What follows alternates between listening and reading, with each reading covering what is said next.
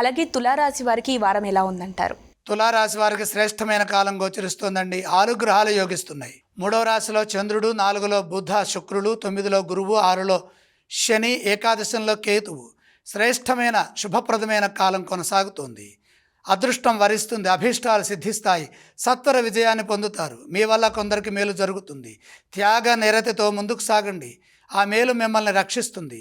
ముఖ్య కార్యక్రమాల్లో విజయం త్వరగా ఉంటుంది. వ్యాపారపరమైన అభివృద్ధి బ్రహ్మాండంగా గోచరిస్తోంది.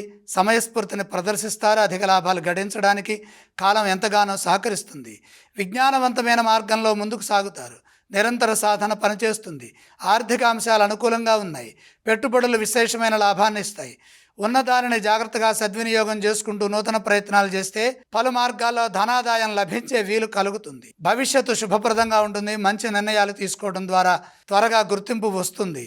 ఇదే విధంగా ఉద్యోగంలో కూడా కృషిని కొనసాగించండి. మంచి ఫలితాలు లభిస్తాయి.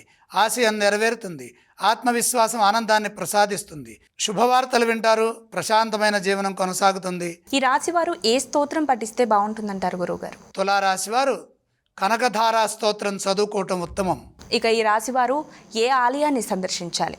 మహాలక్ష్మి అమ్మవారిని స్మరించండి. ఈ వారం ఏవేవి దానం చేస్తే బాగుంటుందంటారు? దానాలతో అవసరం లేదు.